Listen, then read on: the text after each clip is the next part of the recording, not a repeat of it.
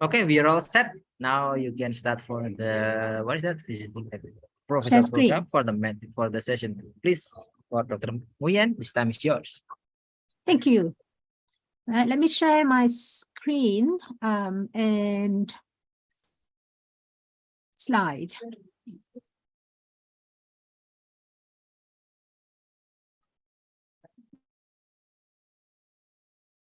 Mr. Hari, can I just ask you for a favor? So whenever you see that I am speaking too fast, can you just let me know and remind me so that I can slow down a bit. Oke, Alright. adik-adik kalau kepanjangan terlalu cepat-cepat tolong nanti bisa ada yang ngomong ya. Please, if Dr. Nguyen speak too fast, you can say to her directly or talk to me, okay?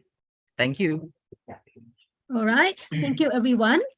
So in today's lecture, I'm going to focus on evaluating and adapting ELT materials for teaching communicative skills. And I'm going to focus on conversational skills. That is the ability to use language to perform social actions, right, in an appropriate manner. So let's start with the concept of communicative competence. Okay. So this is a model. This is a very famous model that has been talked about in second language teaching literature, and it has just been revised by Professor Mercier. All right. So basically, what is communicative competence and what it involves, what implication it has for language teachers.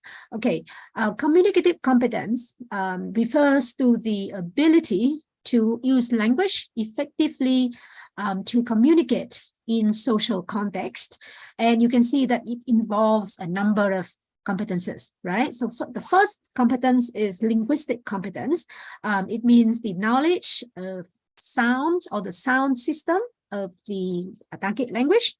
So pronunciation of words, intonation, stress, vocabulary, and grammar.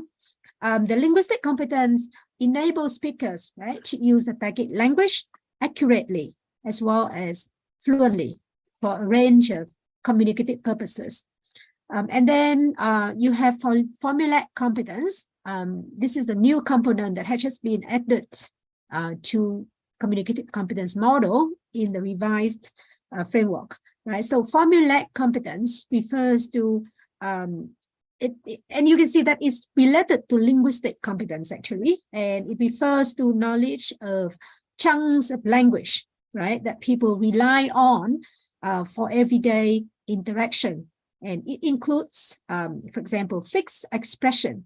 Okay, so saying nice to see you versus nice seeing you, right? They have different meanings, right? So nice to see you is something that you usually say when you meet someone for the first time, whereas nice seeing you is something that we usually say when we take leave, right? Before we take leave. So, collocations, so how words or what kind of words can go together. So for example, in English, we say, draw a conclusion or reach a conclusion rather than make a conclusion, right? Idioms, lexical frames, okay? Then we also have social cultural competence. It involves knowledge of social norms or rules of speaking, right? Governing language use. For example, how conversational participants' relationship, right, affects their choice of formality, directness, and politeness. Affects their style of speaking, affects their register. Okay. This also includes cross-cultural awareness, meaning awareness of the differences in the way politeness rules apply, okay, across dialect groups, across cultural groups. And this competence enables language user or speakers to use language socially appropriately, or appropriately according to purpose, according to context, according to culture. And then we have discourse competence, meaning coherence, cohesion, and knowledge of the type of discourse or text style. Okay, so storytelling is structured differently from interviews, and we also use different lexical grammatical features, okay, when we do storytelling versus interviews. And then we have strategic competence, which is the knowledge of communicative strategies for repairing, problems, for resolving problems in communication. Okay, so those strategies can help us to avoid miscommunication, communication breakdown, and establish or re-establish mutual understanding. So those strategies are like asking for clarification. So when, like in interaction, when someone says something and you don't understand, you would ask for clarification. For example, what do you mean? Or you would ask them to repeat themselves, or you repeat yourself when you found that what you say is not heard well by other people, or rephrasing. Okay, and then we have interactional competence, which involves knowledge of linguistic forms for performing speech acts or social actions. For example, requesting, apologizing, inviting, complaining, and so on. And this knowledge is important, right, for speakers to do everyday transaction. For example, when you go to the food court to order food, you have to make a request, right? Or exchange opinions, okay? Express your opinions, your agreement, your disagreement in group discussion, okay? In classroom discussion, or launching a complaint to the customer services, for example, okay? And then we also have conversational skills, which involves turn taking. So how to take turns, okay? How to know when to take turns, okay? Opening and closing conversation, initiating a topic, pursuing a topic, changing a topic, or terminating a topic, and how to use different kinds of responses, okay, to show that you engage in the conversation, to show support for your conversational partners. All right, so basically, what does this mean? This means that in order to communicate effectively in a second language, right, we need more than just linguistic competence. We need just more than vocabulary knowledge of pronunciation, vocabulary, and grammar, right? But we need a range of knowledge and skills. But if we think about teaching materials and classroom practices, then they tend to put more emphasis on linguistic accuracy, linguistic competence, than on other competencies, especially social cultural competence and interactional competence are, generally speaking, right, disregarded or overlooked or neglected in teaching materials. Okay, so that's why I think that it's important, right, for teachers to develop the skills, okay, to adapt textbooks in order to teach social cultural and interactional skills. Now, okay, so I'll go a bit. I need to move this one because I can't see my slide. All right.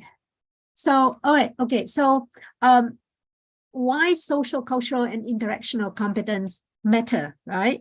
The way that people use language to carry out social actions or to interact, to do transaction, is really different across cultures. Okay, there can be many other factors, for example, gender, age, occupation, identity, but generally speaking, members of the same culture or the same discourse community tend to use language in ways consistent with their social cultural norms and linguistic conventions. And these norms and conventions may vary very much, right, from one language to another or from one culture to another. So Indonesian people may apologize or make requests in a very different way from Vietnamese people, for example, right? Because of the difference in linguistic forms, linguistic convention, as well as different politeness rules or different, social cultural norms and conventions. Now, one study that can illustrate this is Origeman 2009. So she collected, so she sent this situation to 400 university students in the UK.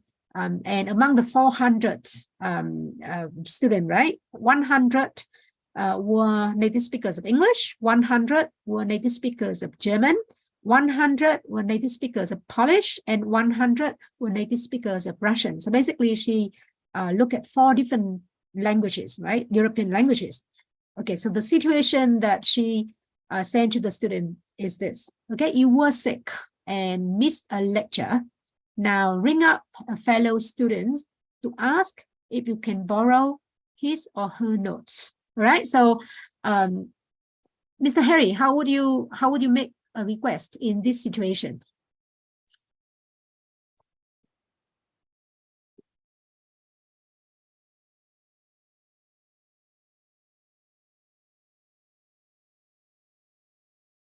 You're muted. Sorry. Did you say something? Sorry, Vivian. Yes, I mean, like, so this is a situation. So in the Indonesian context, for example, yes, what would you say in this situation?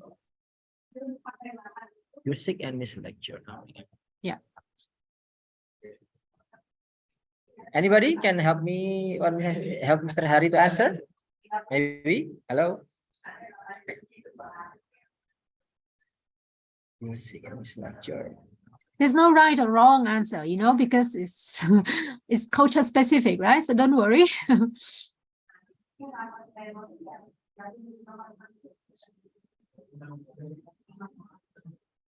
No answer?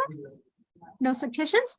All right. So look at the how the respondents in Origeman study, gave request.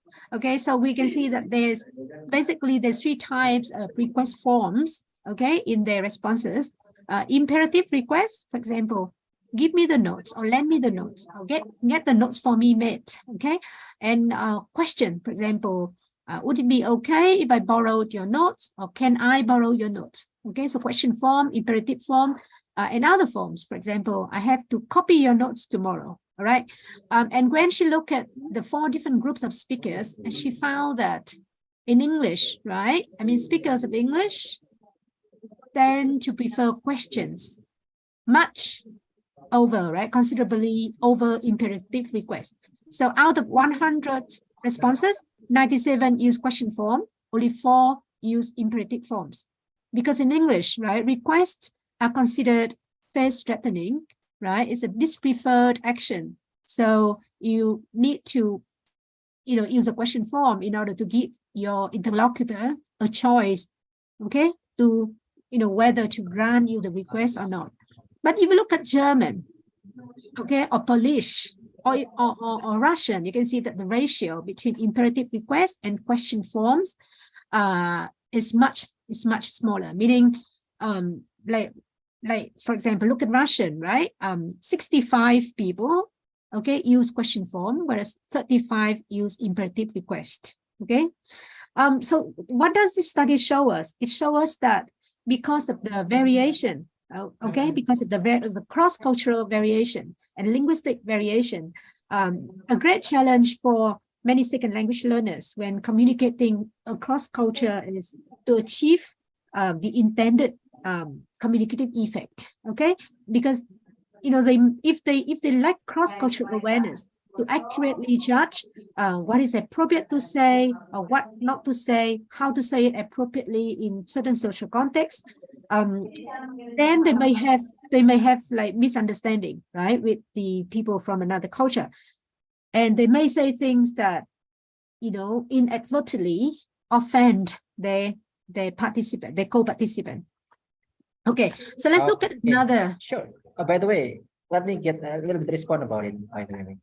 Yeah. In Indonesia, maybe it's going to be like the same. I mean, mostly we are going to do the second one, like the question for like, would you be okay if you blow your nose? Because yeah, with question, it seems like we are a little bit more, let's say, more polite. Even though it's just like our mates, our friends, Right. we are not types of, we don't have a culture for asking somebody else for us. That's what we do in That's Asian very culture, right? interesting. Yeah. Yeah. Yeah, That's more like English, right? Similar to English. right. Whereas in Vietnamese, we prefer direct imperative requests. Really? But we add certain, you know, elements to make it soften the request, right? So we may add like honorifics. So I'll say, Park Harry, for example, give me the notes, please. That's how we make requests in Vietnamese. Really, we don't do that here. Yeah. We don't do that here. We don't really, I mean, we rarely use question forms. That's why when my daughter, you know, like she translates the request from English to Vietnamese, it sounds very funny to me because it sounds too formal. That's right. Right. So she usually say, Mom, can I do this? That's in English, right? And then she translated it into Vietnamese and it sounds so formal. I mean, too formal for the family relationships. Okay. Yeah. Right. So, yeah, social consequences. Now, the way that we use language to interact with other peoples has social and interactional consequences. So let's take a look at this email to faculty, right? A student's email to faculty. Now, I've got this kind of email many times. Okay, and it's problematic, right? So, hello, no, you know, no title, no name, just hello. My name is, and I missed today's lecture because I'm sick. I would like to know about assignment 2, right? So it sounds very entitled. Okay, now Cogestis send this email to a number of British English, you know, lecturers for comments.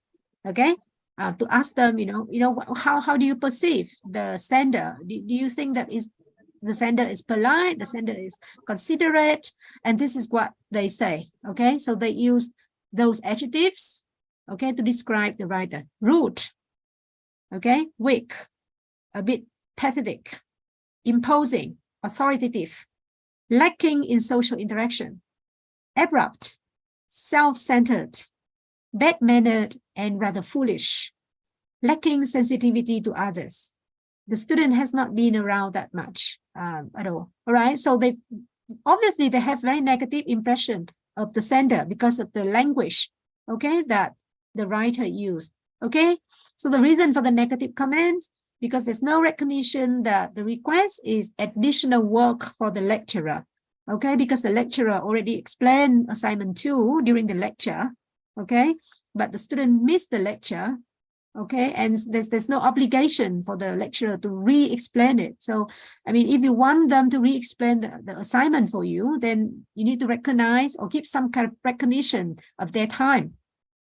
Assuming that the lecturer is obliged to grant the request in appropriate language, okay, given the student-professor relationships and the nature of the request. So see, there's social consequences when we don't use language appropriately. Okay. There's another thing, right? So initiate conversation, okay? How do we initiate conversations? Now, in English, we can do it in many different ways. For example, we can make comments, right? When we want to strike a conversation with someone, you can start the conversation by making comments on the immediate surrounding. For example, we say, oh, the weather is nice, isn't it? Or if we wait at the bus stop and we want to strike a conversation with another passenger, right? That we don't know, we may say something like, oh, the bus is always late, for example, or this bus is always late. We can also ask general question about news events related to the recipients, for example. So what's up? What's news?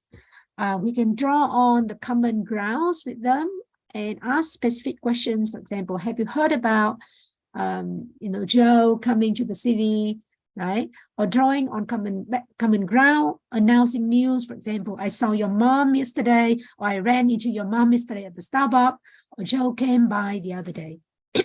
Or, you know, if you don't know the person who you want to strike the conversation with, you can ask questions to get to know them. For example, so do you live on the campus? What is your major, for example? Okay, now the problem is different languages may have different conventions for initiating conversation on initiating topic. So an adult L2 learner, right, even though they are already competent speakers of their first language, may still have difficulty, right, initiating a topic or starting a conversation in the target language. Okay, right, like what you see here. Okay, by sharing by a second language learner, right? I felt like a fish out of water when I was part of a Mandarin conversation among physicists, right? The participants' talk was flying back and forth, and as a non-native speaker of Mandarin, I was trying frantically to keep up with the conversation, and I had no idea when and how to initiate a topic of my own, right? So you can see that the lack of interactional competence can affect your opportunities to participate in social interaction and build meaningful relationships with others. And for second language learners, that has a consequence, right, for their language learning, because we know that we acquire language by using it for communication. So if we don't have the opportunities for communication, we can't acquire the language, right? And if we don't know how to participate in interaction, then we deprive of ourselves opportunities, okay, to try out the language, okay, in the target language environment. I hope it makes sense. Okay, so, oops. So the implication is really important to teach interactional skills, okay, communicative skill, interactional skills. But to what extent do teaching materials teach those skills? Okay, how well do they teach them?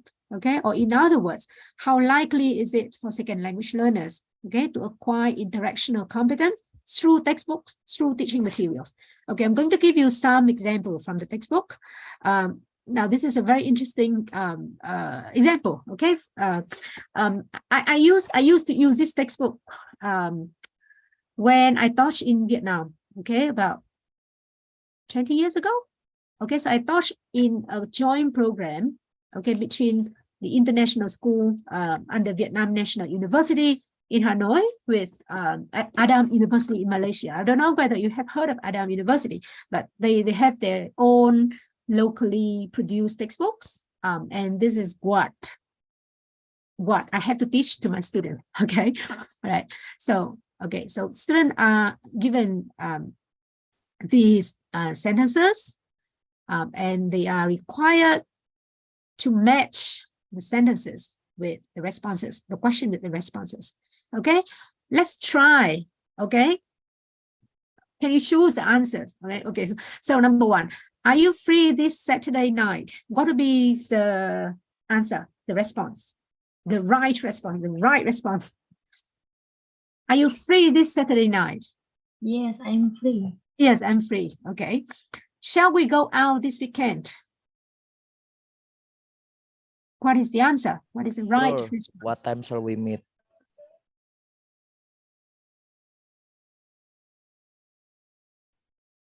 Yes, we shall. Yes, we shall. Okay. How would you like to see a movie?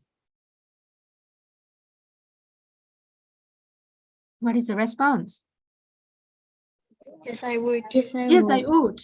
Okay, let's meet up at the park. Sure, what time should we meet? Okay, this makes sense. Sure, what time should we meet? I'm going shopping this Sunday. Do you want to come along? Yes, Absolutely. I Or not. Yes, I do. Okay. All right. So that's the exercise. And I laugh, I just laugh when I look at this and say, oh my God. So what is the problem with this kind of language? Kind of, models, or you say sample speeches. And any comments on that?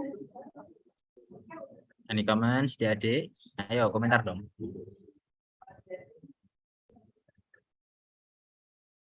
No, sir.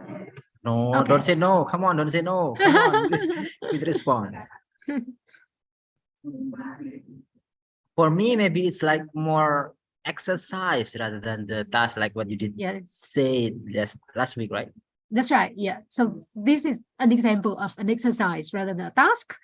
And what I found problematic with this is the answers are really unnatural. The language is unnatural, inauthentic. We see in a minute. And there's no context. There's no context. I mean, who is talking to who? In what context? You know, you can't really match answers with question with answer without knowing who is talking to who, where, when, for what, you know, like in what kind of, what is their relationship, right? Let's look at the invitations, the authentic invitation in interactions. All right, so let's look at this. Line 1. So this is a conversation between two friends, Clara and Nelson. And how do we know that they are friends? Because if you look at the language, it's really informal. So line 1, Clara, hello. Line 2, Nelson, hi. Then line 3, hi, Clara, hi. And then Nelson in line 4, what are you doing? Clara, not much.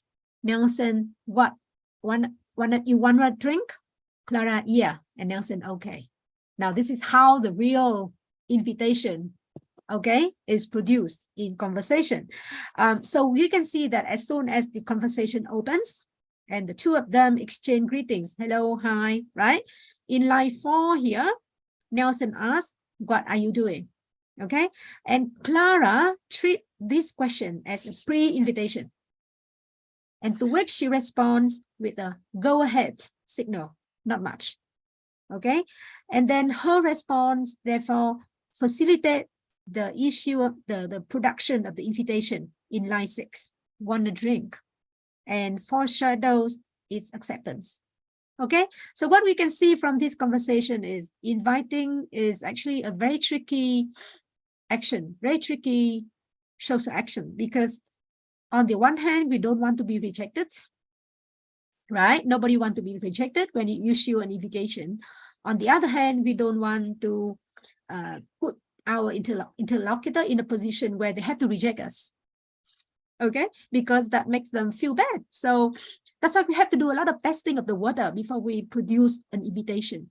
We need to make sure that the invitee is available to accept our invitation. They are likely to accept our invitation, okay, before we produce invitations. So invitation are therefore usually preceded or prefaced by a pre-sequence. We call it pre-invitation. It's just like when you want to ask a girl out or a boy out, right? You don't just come up to them and say, hey, I want to hang out with you, right? You need to do some testing of the water before that, right? And only when they give you some go-ahead signal, then you go ahead and produce your invitation. Is that right? Okay, so so the pre-sequence, the pre-invitation here serve to check the invitees' availability to accept our invitation and also prepare them for the upcoming invitation. So when you say, what are you doing? Then the hearer will, you know, understand that, oh, maybe they are checking whether I'm available to do some activities together, something like that. But textbooks, if you look at textbooks, right, they don't teach pre-sequence. They focus only on forms for making invitation, or linguistic form for, you know, performing social actions. But they totally disregard the sequence organization, you know, how the action is performed in steps. There are certain steps and stages, right, to perform a social action. We don't just come up to someone and then invite them to go out or request them to do something for us. We need to do something before that, right? So that's textbook just don't, you know, don't focus on that. They don't teach that, and so they don't prepare students adequately for real life interaction. Okay. Now, in my study, I mean, this is not surprising because it's supported by empirical research, right? So in my study in 2011, I look at Vietnamese language textbooks. I think I shared with you last week already, right? And I found that, okay, speech acts are presented and taught totally out of context, okay? And the textbook examples do not match authentic language. And importantly, students are not taught when to say or not to say what to whom, meaning metapragmatic knowledge. They just focus on forms. Okay, so here are the forms for making requests. But when can I use this form? Okay, or the other forms, this is not taught to the students. All right.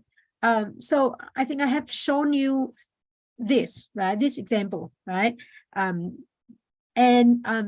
You can see that there's no context, no mention of politeness, directness, formality, right, involved in doing agreement and disagreement.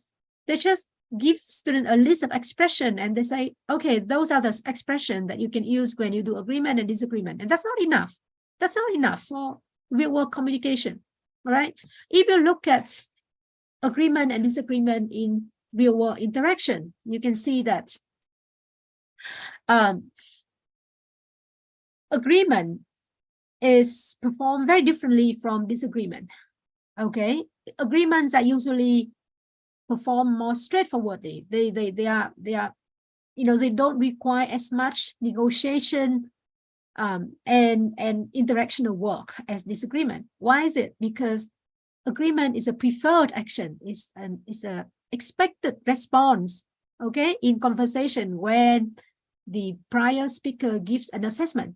So we want to agree with people. We want to be polite. We want to be considerate. Okay, we want to align with them. We want to display, you know, affiliation with them. So agreement is expected. So that's why it's usually done immediately, produced immediately, without delay, without mitigation, without reasoning. So when someone say, for example, it's a beautiful day out, isn't it? Then you can just say immediately, yeah, it's just gorgeous. Or when someone say she was a nice lady, I like her, you can immediately agree, I like her too, right? That's beautiful, isn't it pretty? But disagreement requires more work because disagreements are generally speaking dispreferred. You don't want to disagree with people because you want to preserve harmony, social harmony, you want to avoid conflict. So disagreement need to be produced with, you know, delay, right? You delay disagreement with what else? Mitigation, with reasoning, right? So how can we delay disagreement? We can delay by a little pause. So before you produce your answer, pause a little bit, showing reluctance, okay? Or you can use reluctance markers such as, well, okay? So we've got some pretty good school here. Well, yeah, but, okay? Or you can also use the agreement, then disagreement strategy. So the yeah, but, right? So you admit that he's having fun and you think it's funny. I think it's funny, yeah, but it's a ridiculous funny, right? So you have seen this before, right? I mean, like I have shown it to you last week, right? So yeah, so this is how, you know, native speakers do agree, you know, delay their disagreement in real life. So they say they use token agreement like yes, or they use weak agreement like it's true, but, or they use hesitation marker like well, maybe, but, okay? Now, if you look at suggestions, okay, suggestions. Maybe Mr. Harry and I will do the role play here. Sure, sure. So Go on. I'll be A and you are B, right? And then okay. And Sure, then I'll be ready. I'm ready. yeah. Okay. Many students cannot buy all the required textbooks. What do you think we should do to help them? I think we should ask the school headmaster to provide free textbook for students from low-income families. We should collect used textbook for school library, right? So you can see that here, I think you should, and we should, are taught as strategies for making suggestions, right? However, in real life, making suggestion requires much more work and it's more delicate than that. If we look at how people give suggestions, okay, in real life. Now, this is an example that I collected for my thesis, for my PhD thesis.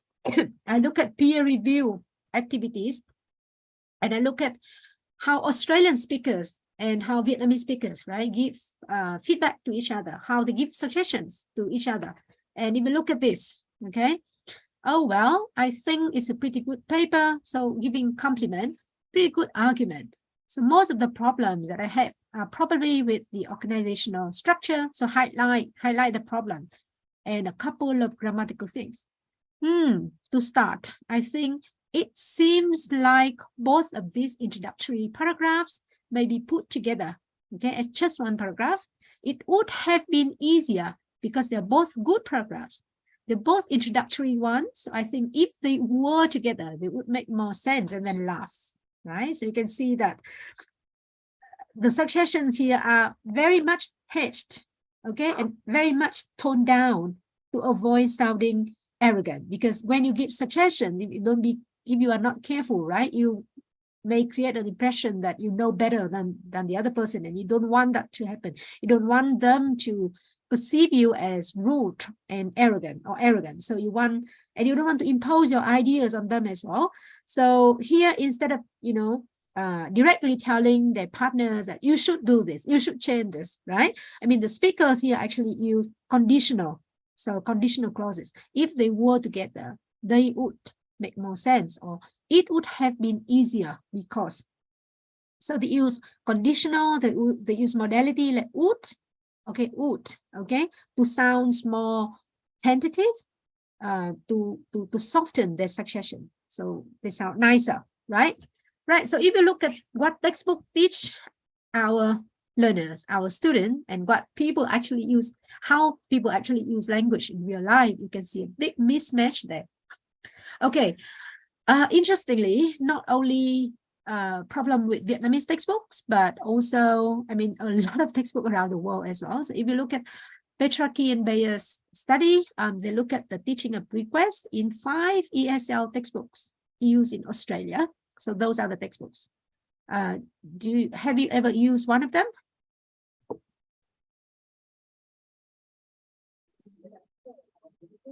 Intermediate. No, okay, no problem. So Petrarchy and Bayers look at those criteria. They assess the textbook based on those criteria. Did the books raise students' cross-cultural awareness request? Did the books expose students to different request forms? Did the books adequately explore the contextual factors that affect the degree of politeness? Did the book emphasize preferred or dispreferred responses? So preferred responses would be acceptance of the request, right? Dispreferred would be rejection of the request. Did the books expose students to multi-turn request form? So the stages, okay, in which we do requests. And they found that none of the books covered all of the criteria. All right, that's very worrying. Okay, so this is now this example is not from Petrarchy and Bayer's example, but study, but it's from New Headway textbooks. So I think, yeah, I want to use this example to show you how requests are taught in textbooks, in these particular textbooks. And you can see that they focus only on forms, right? So basically what they ask students to do is to match the question and responses, okay? So like, would you like some, whatever, I can't read it. Yeah, would you like some more cartoon here? Could you pass the salt, please? Okay. Does anybody, could I have a glass of water, please? Does anybody want more dessert? How would you like your coffee? So firstly, they ask the student to match the question and the responses, and then they get the student to listen to the recordings and check whether they match correctly or not. And then they practice reading out loud the question and the responses with the partner. So it's not a task, right? It's an exercise. and then they complete the request with can, could I, can, could you, and then they practice the request with the partner. For example, can I have a cheese sandwich, please? Yes, of course. Blah blah blah blah. And then there's a little box here explaining the use of the form. Okay, so it reads, we can use can and could I to ask for things. So can I have a glass of water? Could I have a glass of water? We can use can and could you to ask other people to do things for us. Can you give me the recipe? Could you pass the salt? Now, this is an example of an international textbooks published by, I think by Oxford. Yeah, by Oxford. So a very prestigious publisher. But if you look at the way that the book teaches requests, it doesn't match the principles of teaching interactional skills. There's no context. There's no explanation of context. So when do I say, can I? When do I say, could I? It's very different. It depends on who you are talking to, your relationship with that person. It also depends on the size of the request. Is it a big request or is it a small request? Let's say if I want to borrow Mr. Harry $100,000, okay, that's a big request. So I can't come up to him and say, can I borrow you $100,000? That's not enough. That's not appropriate. Okay, I will need to do a lot of explanations and promise to return the money, perhaps also, pay interest rate or something, to persuade him to lend me the money is a big request. Whereas if I ask him to let me share the screen, okay, I can, it's a small request. I can just say, can I share the screen now? Something like that, right? Okay. But you can see that textbook doesn't teach that. It doesn't explain the context of use. And what else? If you look at request in interaction, okay, it's also very, very different. Mr. Harry, do you want to role play this with me? So I'm going to be Naomi and you're going to be Brenda. Is it okay? Sure, fine. Yeah. So I knock at the door. Knock, knock, and I say, hi, Brenda, have you got a minute? Yeah, come in, sit down, Naomi. And then I walk in, I sit down, I look at the stack of paperwork on the desk, and I say, you look like you've got a bit of fun morning ahead. Yeah, my favorite. Paperwork. Ha ha ha. Yeah, I've got a bit of that to do myself after lunch. Now, Brenda, I was just wondering if I could talk to you about the latest roster you've just put out. Oh, don't tell me there's not a problem. Yeah, I know. It must be a nightmare trying to get all the sheets covered at the moment. But I've got a bit of problem. I just had a call from my mom last night, and she and my dad are flying down to Melbourne next weekend. It's the first time they've been able to come down since I moved here, and I was really hoping that I could have the weekend free. Oh, Naomi, you know how short-staffed we are at the moment. Yes, I do. I just thought maybe I could swap the following weekend with Karya. I'm happy to do 2 in a row.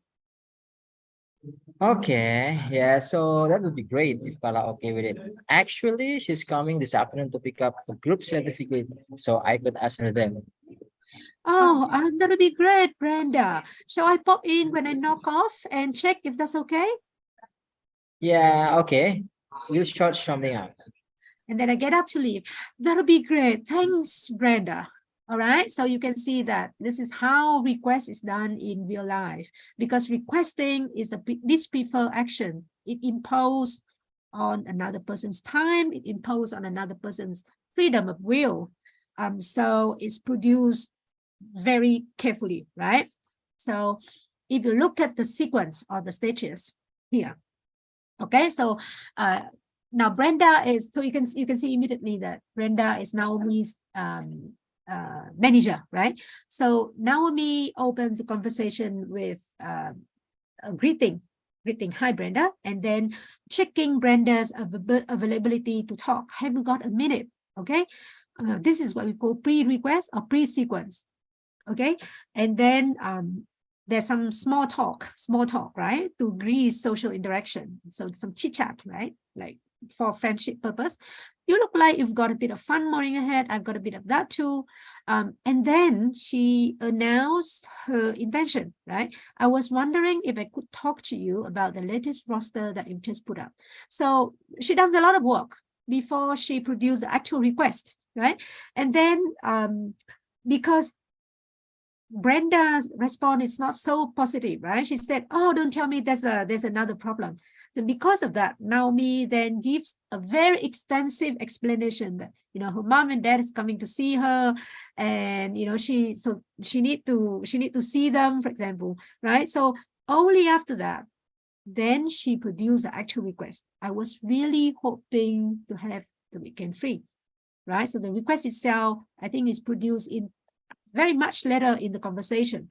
Okay.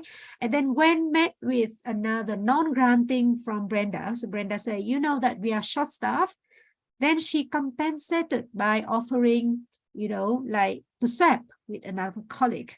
Okay. So to try to persuade Brenda to grant her the request. And then finally, she closed the conversation with thanking Brenda, right? So you see that request is a very delicate speech act to perform. And we usually do it very carefully in conversation, right? But textbooks do not guide students to analyze the sequence organization, like how request is done step by step. They don't teach that, right? They only teach forms. So here are the forms for making requests, and that's it. All right. And the danger of doing that is to create an impression that we can just come up to anyone, make a request directly, which is not right, which is not correct. It's not how people, you know, do in how people use language in real life. So yeah, I'm going to skip a few slides because I'm realizing that I'm running out of time. So yeah, so how should we teach interactional skills in when developing teaching materials? Okay, so there are a few principles. We need the materials or the classroom activities that we design for students need to provide authentic input. This is very important. Okay, provide opportunities for noticing language forms, but not only language forms, but also understanding their functions in social context. So when, like, for example, can you, could you, okay, ear, but, okay, so what is the function of ear, but, okay, it functions as a disagreement, right? So we need to get the student to notice the form as well as the function, okay? Provide opportunities for noticing how actions are sequenced in conversation. So how people do, you know, pre-requesting, responding, and then pursuing the request, and then closing the conversation, right? It's very important to teach the conversation as a whole, instead of just pick out the form and teach it, right? Provide opportunities for practice, provide opportunities for feedback and reflections on cross-cultural variation. So very important when you design your materials to teach interactional skills. Those are the principles that you must make sure that your materials meet, right? So three core elements: input, output, and evaluation. Okay, so I'm going to present an example of research-informed material. This is a very good book. It comes from, I'm going to show you the title of the book later on. It's written by Ridley-Ford and Newton. And the book is based on authentic data collected in workplace in New Zealand. So basically the researchers collect, you know, authentic interactions among people in the workplace, like in the factory, in the office, and then based on those recordings, they devise the material. So you can see that the data, the conversation, the examples provided in the books are authentic examples. They're not scripted language. They are not unnatural, right?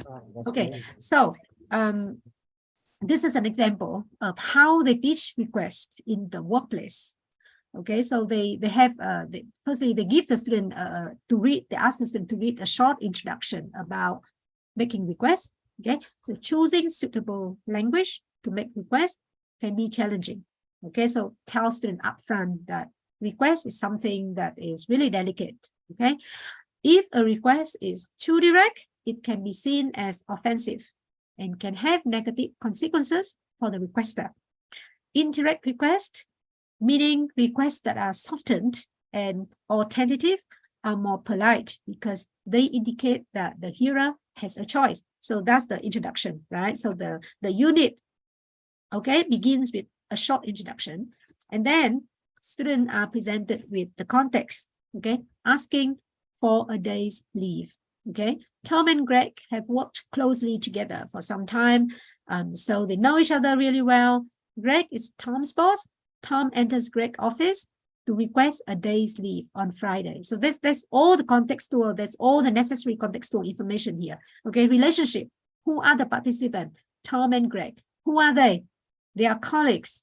Okay, and Greg is Tom's boss. So Greg has more power than Tom, right?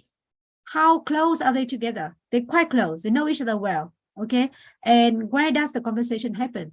In Greg's office. Okay, so it's very and the request size as well, right? The size of the request a day leave on Friday. Okay, so very clear. Usually textbook don't give this context. They just present a dialogue and then ask students to repeat the dialogue and, you know, do exercises. That's it. That's all that they do. Okay, and then students are asked to analyze the context. Okay, so they're given the context and then they are guided to analyze the context. Work with a partner, use the context information above and complete the table. So between Tom and Greg, what is the status difference? Now this is culturally variable. In New Zealand context, right? The status difference between the boss and the employee, the manager and the employee is quite small. So it's medium, it's not high. But in some other cultures, like in Singapore, in Vietnam, it's a huge difference, it's a huge gap. Okay, I can never talk back to my boss, right? I mean, in Vietnam or in Singapore, right? In That's Indonesia the expectation that you have to respect your boss. No talking back, no arguing, right? So this is a very interesting exercise because you can or task because you can use it as a springboard for discussion of cultural variation. So this is New Zealand, but what about Indonesia? Okay, something like that. Yes, we are same here in Indonesia. Right. Okay, good. So level of familiarity. Okay, do they know do they know each other well or not? Level of difficulty, meaning how hard it is to make the request. This depends on the size of the request, right? Asking for a leave versus asking for money or asking for a pay raise, right? It's very different, right? In terms of sizes. And so the levels of difficulty. All right. And then after that, students are required, right, to study the request. Okay, so here is one way that Tom could make his request. Hi, Greg, I'm going to take Friday off. Any problem? And then and then students are asked to think about the approach that Tom uses. Yeah. Okay, and think about Greg's possible reactions. Okay, so in other words, students are asked to link context and language use. Okay, is it appropriate to say that to your boss? Okay, in this situation. All right. So after that discussion, they are asked to write their own conversation. So they have to write the conversation based on the context, and then they are given the original dialogue, and they are asked to compare their own conversation with the sample conversation, right, to see if there's any difference. Okay, so let's see how they do it in New Zealand. Mr. Harry, can you be Tom and I'm going to be Greg? Sure. Start now, right? Okay. Can I just have a quick word? Yeah, sure. Have a seat. Great weather, eh? Yeah, been a good week. Did you get away skiing at the weekend? Yeah, we did. Now, how can I help you? I was just wondering if I could take Friday off and make it a long weekend. I don't see any problem with that. You will have finished that report by then, won't you? Right? So that's how they do it. That's how they do it in New Zealand, right? And very interesting. I realized that you add a little pause here before you ask, before you make a request, which is absent here. That's very interesting. All right, but yeah, so students are asked to read the conversation, the sample conversation, and compare it with their own conversation. And this is where they are. This is a very good activity. They are asked to analyze the conversation, okay, to raise their awareness of, you know, how the context can affect or may affect our choice of words, our choice of phrases, our choice of tone, of directness, of formality, of politeness, right? So students are asked to underline words or phrases that Tom and Greg use to make the conversation go smoothly, okay? So the phrases that they use to agree and acknowledge each other's comments, how frequent are these, the way that Tom phrases the request that he used, please, the words or phrases used to soften the force of request. Can you think of situation when it is appropriate to be more direct and not use softening words or phrases? Whether Tom and Greg are trying to be cooperative, how can you tell? Okay, whether humor is used, why or why not? Okay, and then they have to listen to the way the request is expressed again. So listen to the recording, and then they have to comment on the volume Tom's voice. Is it loud? Is it soft? The stress buttons, okay? Which words are stressed? The use of pauses. So before Tom say, I was wondering, he paused a little bit, which is very good, right? Because you want to show that, you know, this is a request I really don't want to make, because, you know, so I hesitate. We do. Yeah. We make analyze the situation there. Right. Okay, good. And intonation pattern as well. So this is a very good activity because you get the student to notice what? Notice the forms, notice the functions, right? The context, okay? What else? And after that, they need to evaluate the conversation based on what they have just now analyzed, okay, in regard to the context. So how polite was Tom? Very polite? Not polite at all. How direct was Tom? And overall, how effective was Tom's communication style? Okay, and effective means achieving your purpose efficiently while also maintaining good relationship, meaning you get the request granted, but at the same time, you don't offend your boss because you're polite. Okay, so that means effective communication. So students are asked to evaluate that. And then they focus on turn taking, which is really good, right? Meaning looking at how request is done in conversation, step by step, in each turn. Okay, so they need to read the dialogue again, and then they look at the steps taken in the dialogue. Okay, so how does the dialogue begin? Brainstorm some other useful openers. Is small talk used? Why? How effective is the use of small talk? Where in the conversation does the request come? And we see that the request doesn't come until very much later. There's a lot of work done before that. How many turns does each person have in the conversation? What does this illustrate? And then finally, they've got to compare, you know, between their culture and English, right? The way that people do requests in English versus how they do it in their culture. So raise their cross-cultural awareness. Okay, and then there's some practice there and some reflection, you know, why do you match the request that way? Why do you think that the speaker wants the hearer to do in each case, you know, so on and so forth. And then, oh yeah, so here the practice focus on matching request form and context, which is very good. So the authors the book doesn't only teach form, but also context, how to match form to context. Okay, and then reflection, and then finally further practice. Okay, so if we think of the principles, okay, that we talked about previously, then this set of materials tick all the boxes. They met all the criteria.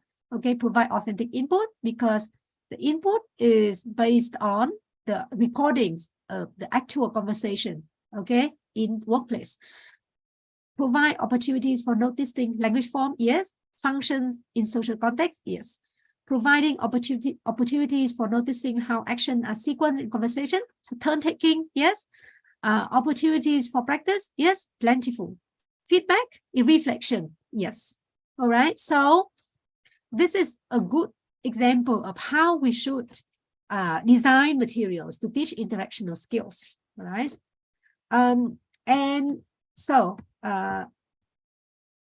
okay.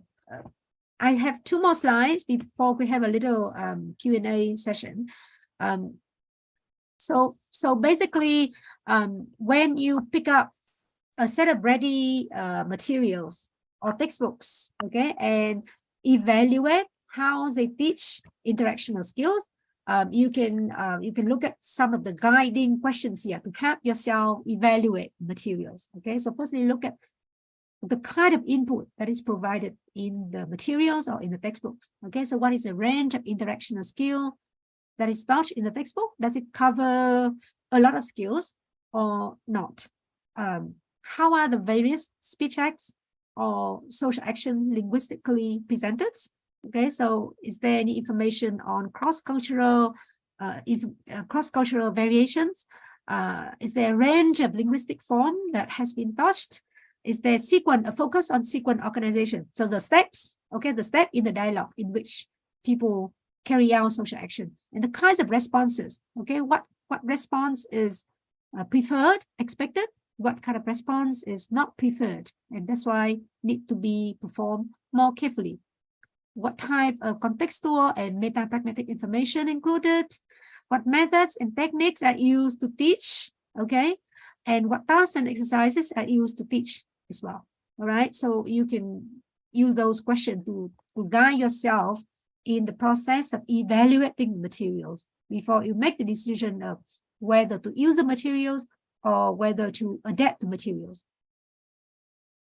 Okay, if you create your own materials, there's another question of how you can sequence or order activities or tasks, right? So I would suggest that you use Bloom's taxonomy to help yourself in sequence activities or sequence tasks. I'm not sure if you, yeah, you do, right? Yes, we Okay. do. We teach. Oh, great, great. We teach Yes. it also in our teacher training program in Indonesia. Oh, that's great. Okay, thank you. Yeah. So so you know all about that, right? So I don't have to repeat it. Okay. Okay, thanks very much. And before I move on to using Copra and web-based materials to teach interactional skill, I think we can have 5 minutes for Q&A, thoughts, comments, right?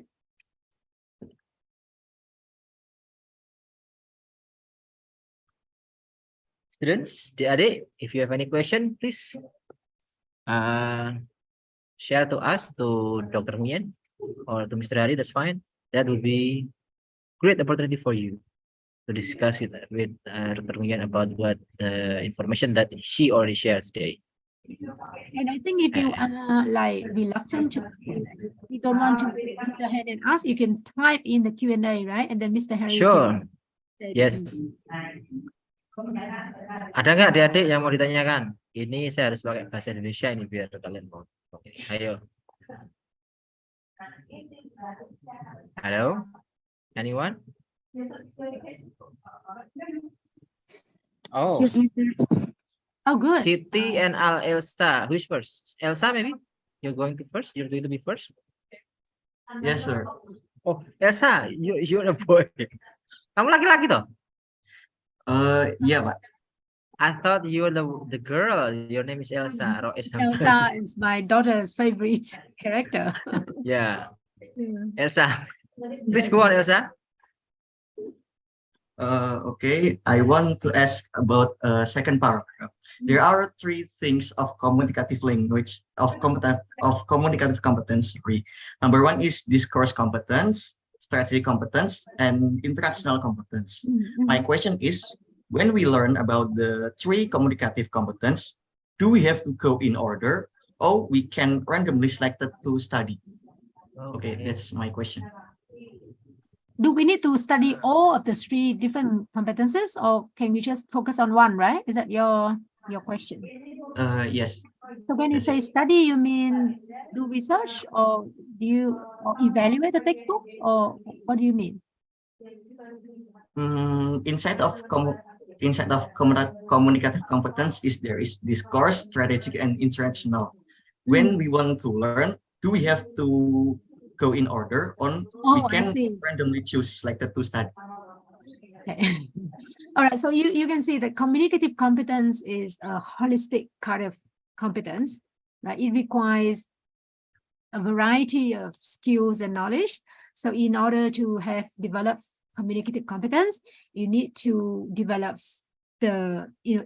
each component, right? Each competence within the bigger competence as well. So yes, in order to be communicatively competent, okay, you need to have advanced linguistic competence, you need to have advanced formulaic competence, you need to have advanced social cultural competence, you need to have advanced discourse competence, strategic competence, and interactional competence. So yes, you need to work on all different kinds of knowledges and skills.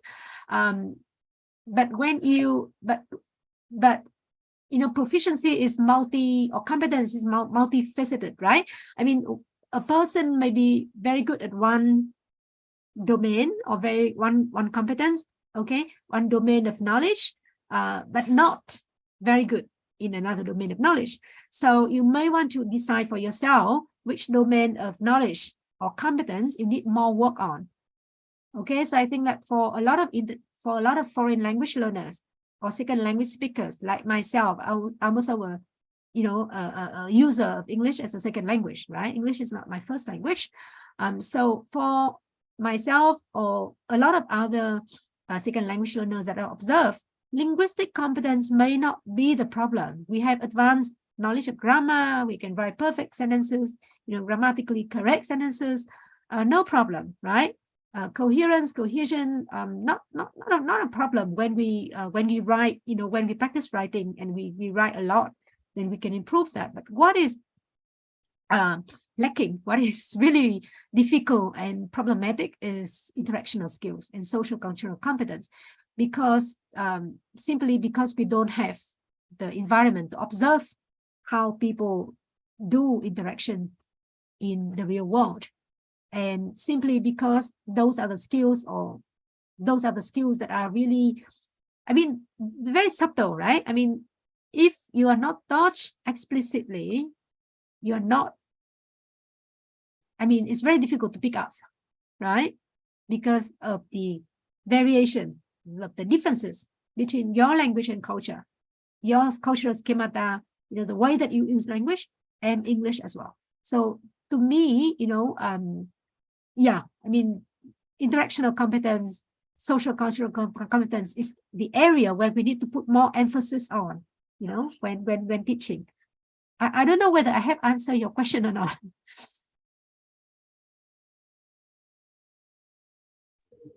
SRS.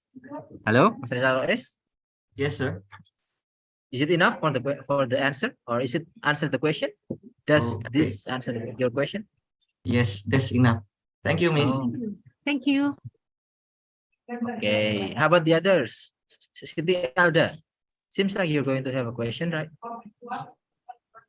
Yes, sir. Okay. Hello, Siti. Hello. Yes. Thank you for giving me time. So I want to ask how do we continue the conversation when we want to make a request to someone but they are not in a good mood? What we should say is because if there is in the textbook completely, we have to make a conversation in a good, but how to respond if there is no request but the other people not good mood? Yeah, that's a very good question. Good question. There's no reason why we can't. There's no reason why we can't include such a conversation in the materials, okay, to show students, how do you deal with, like making a request in such a situation, right? So if you can find, some example from movies, okay, from YouTube, from novels, from naturally occurring interactions, okay, then include it in the materials and guide the student to analyze, how we can grease the interaction, how can we make the other person feel good, and so that they can grant us the request.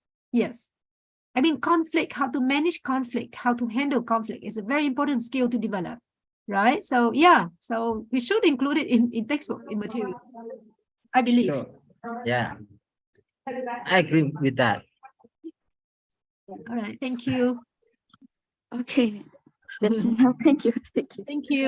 All right, so if there's no more question, then I'll just move on to the next part, and we have more time for. So wait a minute, Min, can I have some, what is that? A little question for you, by the way. When you show us about the, what is that? I am really interested with the example that you show us today, that one of the writer get some information from the question from the, what is that? They report the confirmation, real confirmation from the company. Is that right? That you mentioned before, right? Yeah. That would be great. But my question is, when we do here in Indonesia, I mean, we want to teach them English, but we do not use English in the real situation. And then, yeah, it's really hard for us to make sure that how do we get the authentic activity, authentic conversation, which is involved English, but it's in the Indonesian context or something like. That's the challenge. How about you? I mean, do you have any? Yeah. What is that? Mind about it? I'm going to share with you some website later on. You'll see that. Okay. I mean, if you don't get access to authentic interactions, Sure. like if you can't get access to, for example, interaction where two native speakers of English having a conversation, in the workplace, for example, then you can use corpus. You can use materials that other people have I see. collected. Okay, or you can use books. So one of the books is this one. Oh, sorry. This is the book that I have mentioned. Okay, they've got all the materials here. So they have teaching requests, small talk, refusing, making suggestion, disagreeing, making complaint, making apology, so on and so forth. And those are authentic. I mean, yes.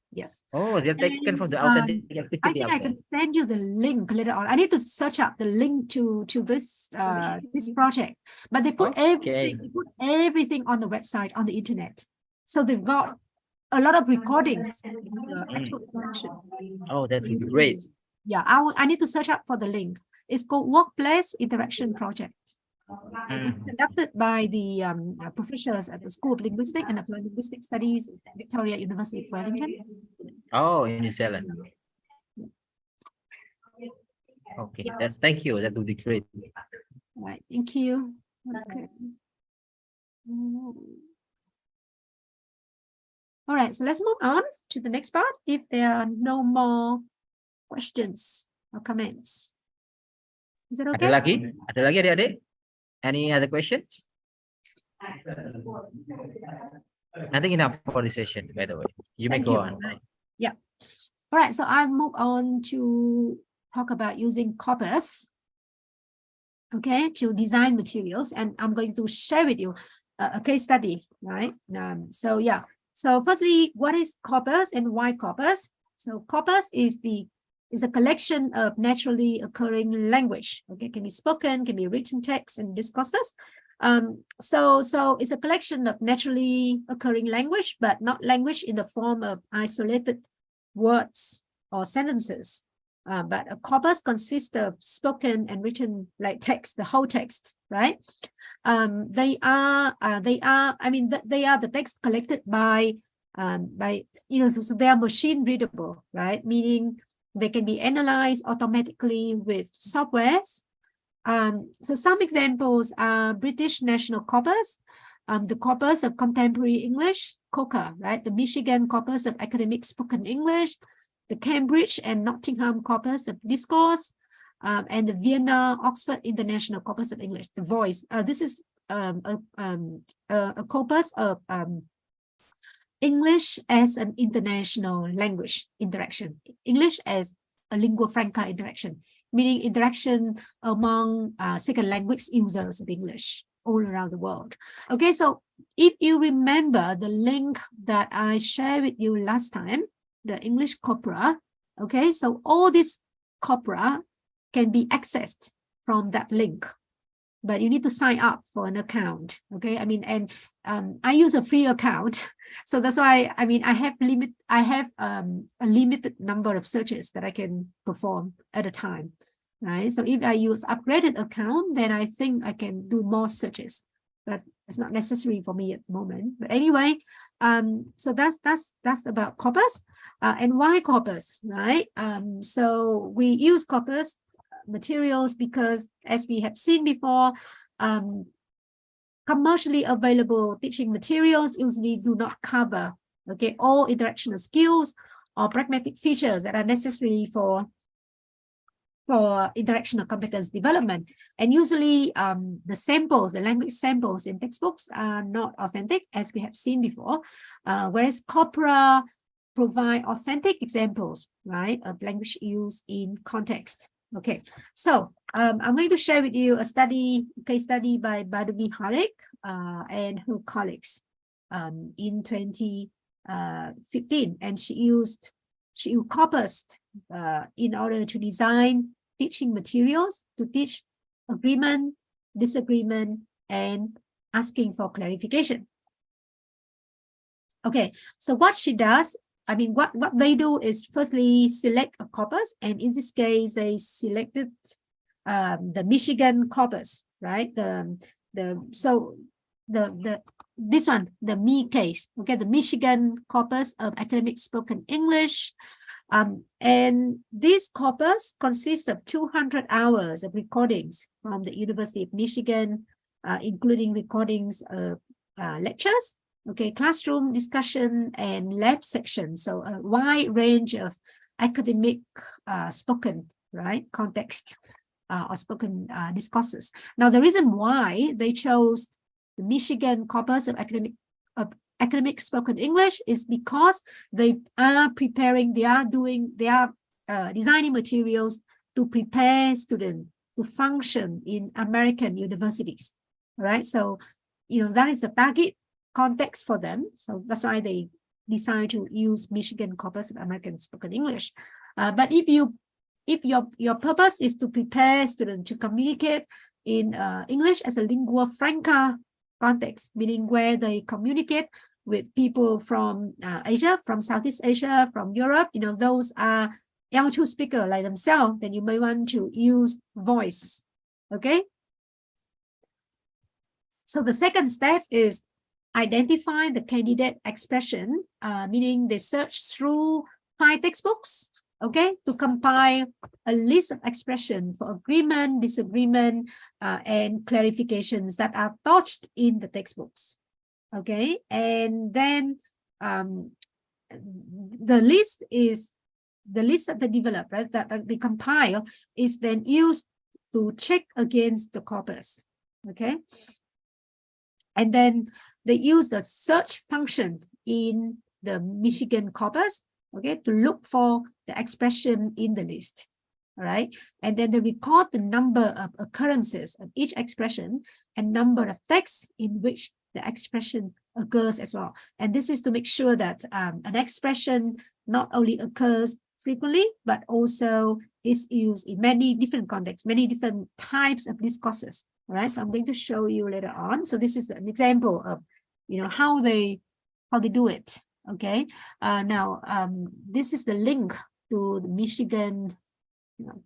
This is the link to the Michigan corpus of academic spoken English. All right, and if you click, like if you choose, for example, the type of academic position, if you choose all, native speaker status, all, first language, all, and you choose the context or the speech event type as advising session, academic division, all, and then you just submit to see what happens. Right, so you can see that there's transcript here. You've got 2 transcripts. Yeah, so this is one of the transcripts, right? So this is how they do it, okay? They check through the corpus, okay, for the list of expressions that they found in the textbooks, right? Just go back to my, okay. All right, so there's a link here. You may want to explore by yourself at home if you want. Right, so what they do next is they calculate after they compile the list, after they find the expression, right, and compile a list of expression in the corpus. They calculate the frequency rate for each expression by dividing the raw number of occurrences by the total number of words in the corpus, and then they arrange the expression according to the frequency rate. Okay, in order to make sure that they teach only the most common expression, because there's many different expressions and you can't teach everything at the same time. So you choose only the most common ones to teach to your students. All right, and so yeah, so this is what they found. Okay, from the corpus. All right, so you can see yeah, but as disagreement. Okay, and this expression occurs in so that occur 233 times, okay, in 78 text. So that's a lot, right? That's very common.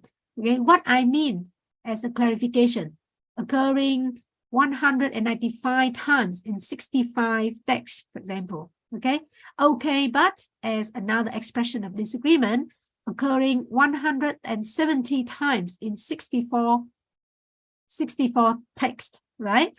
So yeah, so that's what they do. Okay, so after they compile the list of expression and calculate the frequency, they put them in order of frequency and chose only the most common ones to include in their instructional materials. Okay, and what they do later on is they go back to the corpus and they extract the conversational sequences that contain the selected expression. Okay, and they check that, okay, those make sense, and then they edit the transcript, okay, to increase comprehensibility. Now, why do they need to edit the transcript? Because although authentic language use is really authentic, right? Sometimes, you know, the recordings or the transcripts are not clean. They have like noises, they have, you know, a lot of false, like you say in conversation, in real life conversation, in real life interaction, there's a lot of false starts or self-correction, which make it very difficult to understand, right? Especially to low learner. So they need to edit the transcript, remove all those redundant phrases or false start, okay, or replace uncommon words, technical words, okay, to make it more comprehensible to the student. Okay, so this is an example. So this is the original transcript that they extracted from the corpus. Okay, so look at this. Okay, so SU is supervisor, S1 is student. The supervisor say, try not to bring too much stuff back. And the students say, oh, I agree. Oh, well, oh, we'll leave the bus, then we just take centrists, right? Size, range of both. Did you notice the color? Right, so you can see that there's a redundancy here. We just take, okay? And then the size range of both is not an important piece of information. So they delete the noises here, they delete the redundant phrase, and they even, I think they even change the word centrists, right? With bus, because it's easier to understand. Okay, so this is the final conversation that they include in their materials. A, try not to bring too much stuff back. B, oh, I agree. Oh, we leave the bus. Then we just take sunfish, right? That's the common, the layperson's term for centrists. Did you notice the color, right? So it's still authentic, but it's like cleaner, so that it's easier to comprehend, okay, for learners, right? So that's how they did it. And then after that, they design practice activities to help students notice form, function, context, connection. For example, they show the conversation and they ask students to identify the target expression, right? Like this. After you have read the dialogues, consider how you know the speaker think the same way. Okay, how do the speakers show agreement with one another? So notice the form. Underline the expression that show the student think the same thing. Okay, and then they let the student practice the target expression in dialogues and in role plays. So that's how they develop materials within corpus. So I mean, if you follow the same step here, you could also, you know, design your own materials to teach interaction skills. Okay. So there are other examples of web-based materials as well. So I put the link here, and let's just go to that. Just close down the. I just close down the corpus. Okay, so this is the link to the web-based materials that now I just mentioned.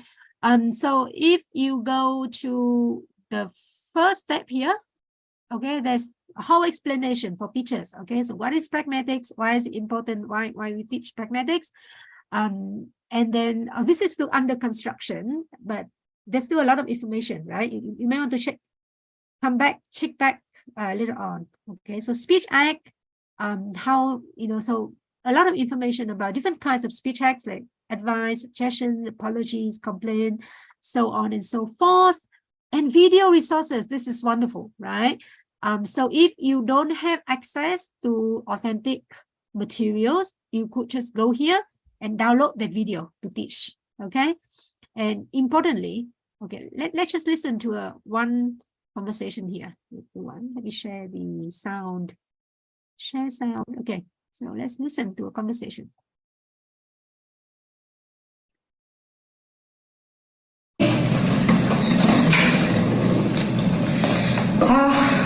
It was such a long day. I'm exhausted. I know, me too. Well, at least it's Friday. I had my first job interview today. Okay. So that's the first part. Oh, really? Yeah. That's great. How was it? I think it went really well. They said they're gonna call me sometime next week. Oh, good, good. What was it for?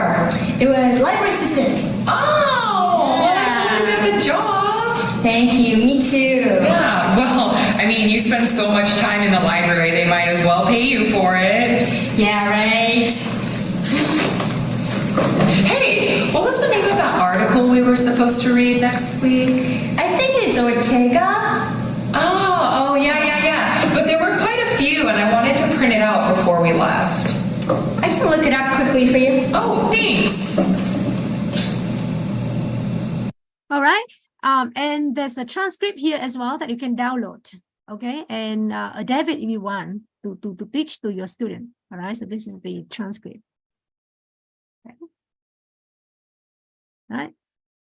So Oh, that's great. that's great. And you can teach conversational skills such as, how to announce the news and how should you respond to news announcement, right? So when someone told you that, oh, I had my first job interview today, how should you respond, right? Yes. And interestingly, they also have very useful part, which is materials and lesson plans. And I really love it. It's the lesson plan framework. A lot of videos, handout, the stages of the lesson, what you should do in each lesson as well. So you can borrow a lot of ideas here to design your own materials to teach interactional skills. Yeah. And before, I don't know, we might have enough time to do practice, but before that, I would like to show you the teacher resources that I mentioned previously. So this is the book, the Workplace Talk in Action book. Okay, written by the professors at Victoria University of Wellington. The book is based on authentic interactional data, okay, collected in workplace in New Zealand. And this book is written by myself and a professor from the University of Vietnam National University. It's free to download from Teflin website. So if you go to Teflin website, you go to publication, there's a lot of books to download, and my book is there, free, okay? Then you have these two books, teaching pragmatics, teaching speech acts, and pragmatics, teaching natural conversation. Both are published by TESOL, okay? Those 3 books are not free though. You have to order for your library. Okay, right, so how much more time do we have? Maybe 5 until 10 minutes is enough for today. Yeah, so do you want to do an activity or do you want to use the time for Q&A or sharing comments? Yes, I'm following at the others. How about students? How about you? That's fine. Hello, adik-adik? Q&A or continue with the activity? Students? Where are you now? It's quite long lecture. Maybe they're kind of tired. I saw that a few of them already dropped out.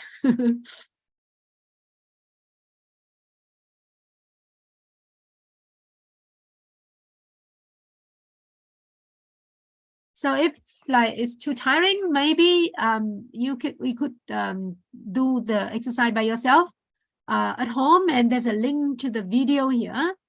Okay, yeah, so just try yourself at home. Maybe we use the 10 minutes left for Q&As, comments, sharing thoughts. That would be great. That That is a would be bit more great. relaxing. It would be great. Yeah. Ayo, adik-adik. Ada yang mau ditanyakan? Any question for Dr. Nguyen? Please, you have your time now. Any question?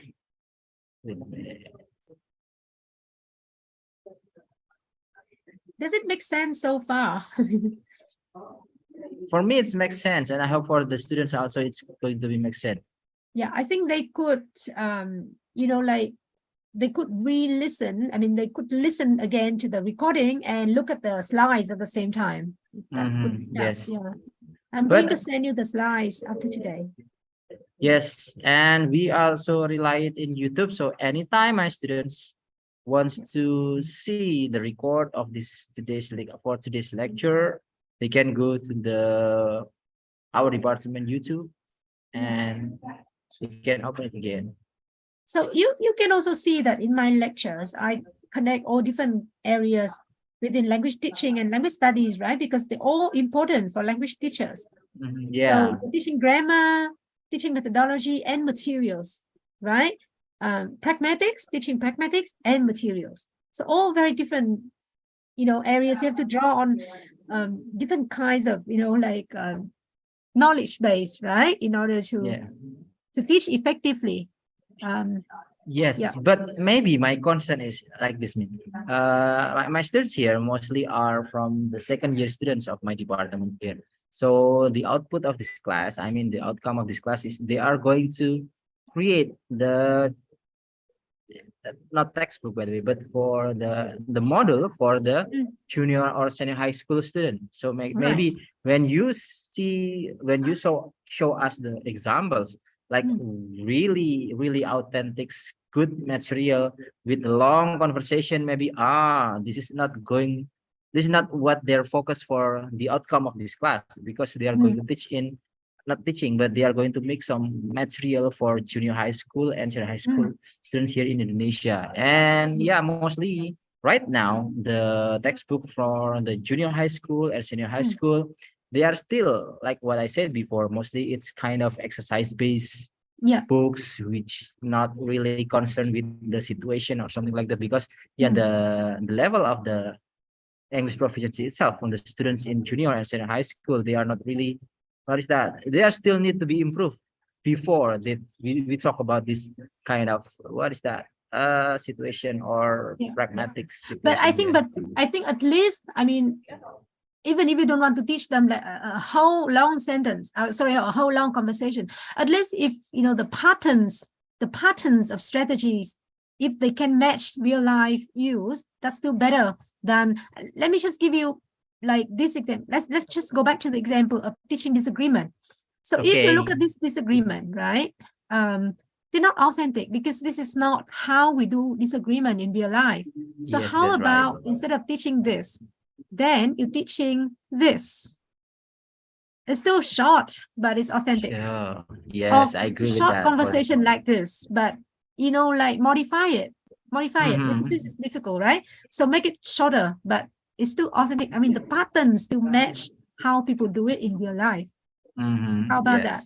And this, for example, if you think that you can't teach this because it's too difficult, I mean, students haven't learned conditional clauses just yet, Not yet, and not you yet. want to I mean, focus yeah. on should, then how about saying should probably? Mhm. Okay, or maybe we should. This is how people say, this is how people make suggestion in real life, right? They don't just say you should because it sounds too direct, too blunt. Okay, Yes, they that's right. change it That's right. with, we should probably, or maybe we should, Mhm. right? So it's still short and teachable to low-level students, but it's more Mm. authentic. Yes, for this part, I do agree with you about it. Yes. However, for the long example that we already was that make a role play previously, I mean that's a little bit challenging for us to Yeah, put yeah, this material yeah. into the junior high school or senior high school. Right, right. But there's a lot of examples that are less complicated than this long conversation. The conversation that I have just now shown you. This one. Right. This one maybe it's not Yes. it's a little bit Now, challenging. It's more yeah. It's more challenging. Now, I don't recommend that you use it to low-level students. Right? Exactly, It doesn't work. exactly. It doesn't work, right? Okay, but if you look at the resources that I recommended, this is how they teach conversation skill. I'm going to send you this one. That would be great. And you look at the conversation. It's just so simple. Right? Okay. Is Okay. it my Bye screen and or bye. I don't know. There is a block for the Oh, can you see it? the MS word. I don't see anything here. Oh, There is some kind of block. Yeah. can you see it now? Yes, we can see now. Yeah. So, like in textbooks, okay, this is how they teach conversation, how they teach opening and closing conversation. Mhm. Hello, Harry. Hello, Ming. How are you? Good, thank you. How are you? Good. Bye, bye. That's how they teach conversation, which is not right, because in real life, we don't close the conversation so suddenly. We have to say something before we close down the conversation. We say something Sure. like, okay, before we say bye, because okay is a signal that I am closing down the conversation. So you can teach them a very short and simple conversation like this, but get them to analyze so they can understand how to close down a conversation, right? Yeah, so things like I'll see you in the morning. This is also a way, a way to prepare people for the closing down of the conversation, or say something like, oh, thank you, okay, or okay, thank you, bye, or take care, bye, for example. It's more natural than just say bye, bye, right? Yes, And this is that's very right. simple. Take care is a simple thing to teach. It's not like complicated language at all. Sure. Yeah. So, or if you look at this conversation, for example, let me know what doctor has to say. Yeah, okay, well, I'll call you later then. Okay, okay, sweetie, okay, bye, bye, bye, for example. Very simple, short, sweet. Right? Yes. Actually, this is the thing that we need to teach our students in Yeah. junior high school, senior high Yeah. school. Or like this, bye, all right, okay, well, see you in the morning. Bye, my dear, all right, okay, sleep well tonight, sweetie. Right? So the language is more authentic than just, hello, how are you? Bye, bye. Because if you teach them that kind of language, they won't be able to hold a conversation with other people in real life. Yes, that's right. Yeah. And by the way, this example I'm going to send you is from this book. This one. Teaching Natural Conversation. There's a lot of good example here. Yeah. Oh, teaching natural conversation, the blue one, right? Yeah, the blue one, this one. Mhm. So I think this book would be more suitable to college student or university student, yeah, because it workplace. prepare them for work, for the workforce, right? For workplace Yes. communication. So, but you can find a lot of simple examples from these two books to teach to high school students. It's going to be fit also in my ESP classes, by the way, English Yeah. for special classes. There's another book that free online, right? I'm going to find it and send you the link. Oh, thank you. If you can do that, that would be US great. Department, I think. Yeah. Yes. Free of charge. Yeah, this book. I'm going to send you. Sorry.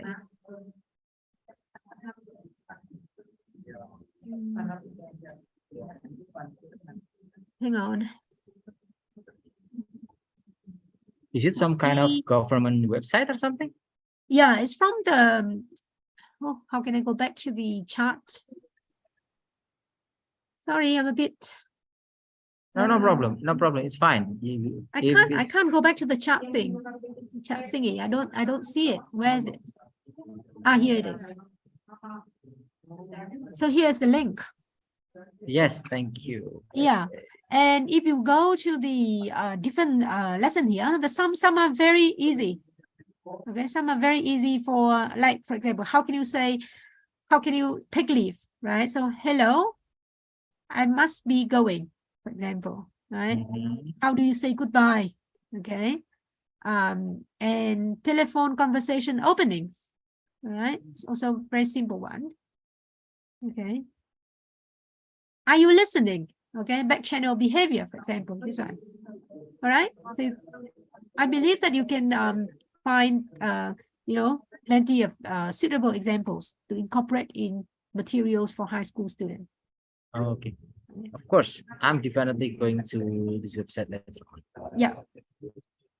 American English State Government Resource Teaching Program. Maybe I need to put it in my slide so that.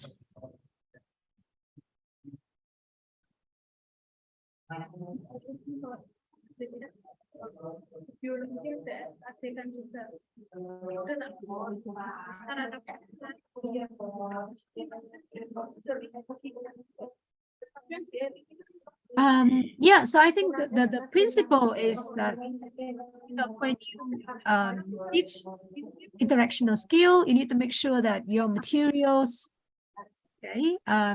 follow those principles, okay? But then the language samples that you include the materials must be suitable to the student's level and age, right? Yeah, that's our job as a teacher, right? For what is that? For choosing which one is the most suitable text for our students. Okay, so good materials are materials that are informed by research. So you know what research say about teaching interactional skill. You must make sure that your materials meet those principles.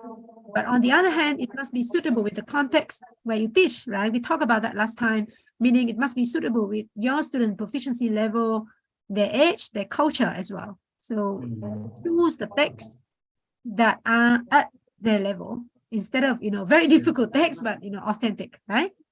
Yes, that's right. And it's going to be one of the challenge for us.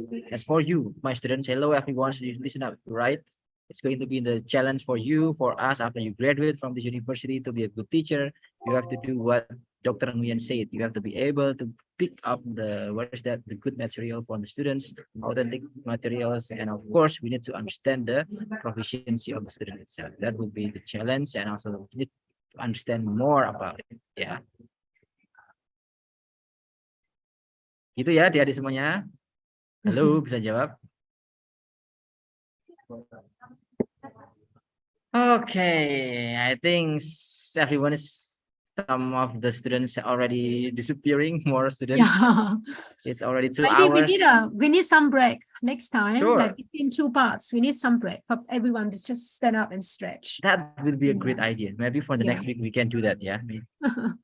Yeah. All right. So no more questions. Yes. No more comment and thoughts. I think no more question. Yes, I think no more question for today. And yeah, I think that's all for today. Is it okay, right? We can continue our discussion for the next week. And we hope that maybe we can have, like what you said, we can have some kind of break in the middle of the session for the next week. Yeah. Okay. All right. Jadi, saya kira cukup ya. I think that's all for today. Maybe we can have a picture for before we go. Oh, okay. For the session, before we close the session. Is it okay? Hello, everyone. Please, can anybody turn on the camera? That will be great for us for having your face in the picture for today. Halo adik-adik, bisa lihat semuanya nggak? Bisa dibuka kameranya. biar semuanya bisa muncul. Ya, Haikrar Setiadi, Nur Aisyah Puji, thank you for opening. Oke. Oh, thanks God, you are still here, by the way. Oh, wake up. Everybody's wake up when we watch that. We take the picture. Okay, everyone's ready. Let me count until 3. Okay, everyone's ready. 1, 2, 3. Okay, moment please. Once more, once more. 1, 2, 3. Say cheese. Very nice. Okay, nice. All right. Thank you Okay, very okay. much. Yep. Yes, very welcome. So Min. I'll send you the files now because I'm working on my work laptop so I can access the email. Okay, sure. Right. Thank you, Okay. by the way. Thanks everyone. Enjoy the rest of your day. I'll see you next week. Okay, we'll see you next week. Bye. Right. Goodbye. Thank you, Miss. Thank you. Thank you, Miss. Thank you, Miss. Oke, terima kasih semuanya. Nanti saya share untuk presentasi hari ini ya. Iya, Pak. Di Terima grup. kasih, Pak. Ya, saya close ya. Thank you.